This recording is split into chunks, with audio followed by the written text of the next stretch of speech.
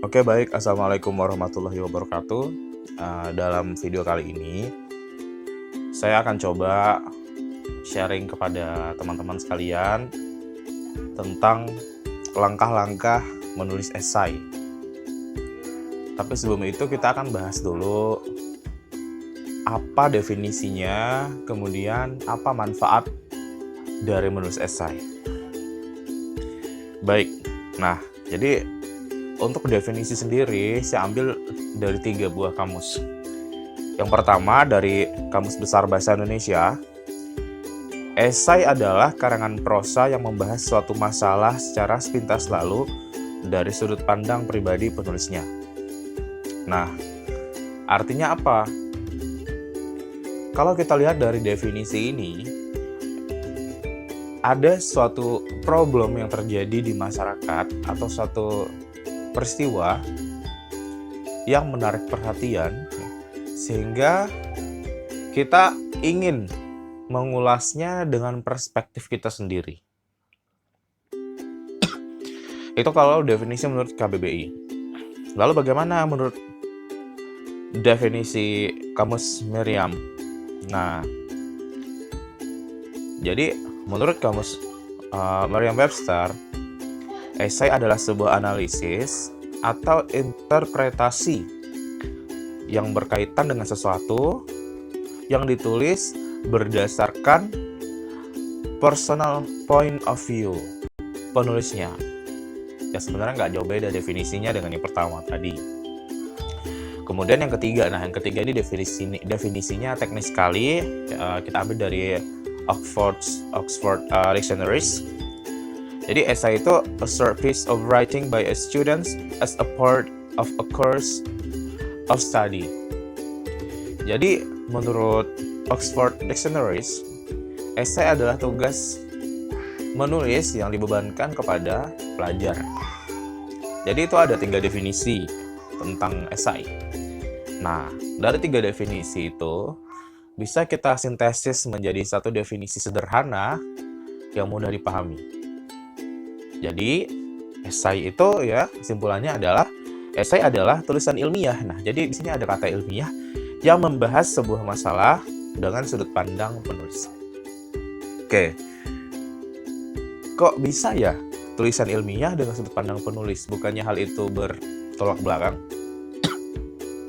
Nah, jadi ilmiah di sini yang dimaksud adalah esai ditulis menggunakan ejaan yang baku. Jadi tidak boleh kita menggunakan ejaan tidak baku dalam penulisan esai. Lalu ada juga di bawah sudut pandang penulis. Ya betul, inilah yang menyebabkan esai digolongkan ke dalam karya tulis ilmiah populer. Karya tulis ilmiah, tapi dikhususkan untuk khalayak ramai, bukan untuk segmen tertentu seperti halnya jurnal ilmiah. Oke, jadi seperti itu ya. Kemudian untuk apa sih kita menulis esai? Nah, di sini sebenarnya ada 5 tujuan. Yang pertama, esai sebagai tugas mandiri di sekolah atau kampus. Nah, ini jelas sekali. Dosen atau guru sering sekali meminta para siswa untuk menulis esai. Jadi kita mesti belajar gitu. Agar kita bisa mendapatkan skor yang bagus, ya kita mesti belajar menulis esai. Kemudian kedua, nah, untuk apa esai ditulis? Ya, untuk mengikuti kompetisi. Pada saat ini banyak sekali kompetisi-kompetisi menulis, yaitu menulis esai, dan itu hadiahnya juga cukup besar gitu. Bagi lembaga tertentu, hadiahnya bisa sampai dibawa jalan-jalan ke luar negeri dan sebagainya. Itu sangat menarik gitu. Jadi dengan modal nulis aja ya, kita bisa jalan-jalan gratis. Kemudian yang ketiga, untuk publikasi di media massa. Nah, media massa ini bisa media massa personal yang kita buat sendiri ataupun media massa yang ada badan editorialnya. Nah, kita bisa mengemukakan pendapat kita tentang sesuatu, misalnya anggap sekarang ada corona misalnya ya. Kita bisa menulis tentang wabah corona dengan perspektif kita, lalu kita kirimkan ke media massa untuk dipublikasikan. Kemudian yang keempat adalah sebagai portofolio beasiswa. Nah, ini penting sekali. Dari keempat hal di atas, nomor 1, 2, dan 3, itu jika dikumpulkan, itu akan bisa dijadikan portofolio untuk mendapatkan beasiswa. Karena biasanya para pemberi beasiswa ingin melihat karya apa yang sudah kita hasilkan selama kita belajar atau di sekolah ataupun di kampus. Nah, esai ini adalah salah satunya. Dan paling mudah untuk dibuat yaitu esai dibanding karya yang lain. Gitu. Kemudian kelima, nah ini cukup penting. Esai adalah salah satu syarat untuk masuk perguruan tinggi luar negeri. Memang kalau dalam negeri tidak begitu dibutuhkan, tapi kalau kita ingin masuk ke kampus-kampus yang ada di luar negeri, esai adalah syarat utamanya. Oke, nah tadi adalah untuk apa sih kita menulis esai gitu kan? Nah selanjutnya, 7 langkah mudah menulis esai. Yang pertama, tentukan tema esai yang akan ditulis. Oke. Waduh, batuk-batuk ini ya. Kemudian, ini penting sekali, pastikan tema yang ditulis bersifat aktual. Aktual itu maksudnya up to date gitu ya. Dan memiliki kaitan dengan kepentingan umum. Nah ini adalah poin yang tidak boleh dilupakan. Jangan sampai di dalam esai kita masukkan tendensi pribadi. Itu boleh sebagai perspektif saja, tetapi tujuan penulisannya ada untuk kepentingan umum. Jadi kita harus pastikan kalau esai yang kita tulis memiliki kaitan dengan kepentingan umum. Yang ketiga, esai terdiri atas bagian utama. Ya ini semuanya ada dalam tiap jenis tulisan lah ya. Yaitu orientasi, komplikasi, dan resolusi. Oke, yang keempat, gunakan ejaan yang baku. Ya, jelas. Kita harus menggunakan ejaan yang baku sesuai dengan ejaan bahasa Indonesia. Ya, hindari kata ganti personal saya atau kami. Nah, untuk hal ini, sebaiknya gunakan kata penulis sebagai kata gantinya. Gitu ya, jangan gunakan kata saya atau kami. Kemudian yang kelima, gunakan diksi ilmiah populer untuk mendeskripsikan hal-hal yang bersifat teknis. Oke. Diksi ilmiah populer ya sederhananya seperti kata analisis, deskripsi, kemudian seperti itu ya. Kemudian konklusi itu ada ilmiah bahasa-bahasa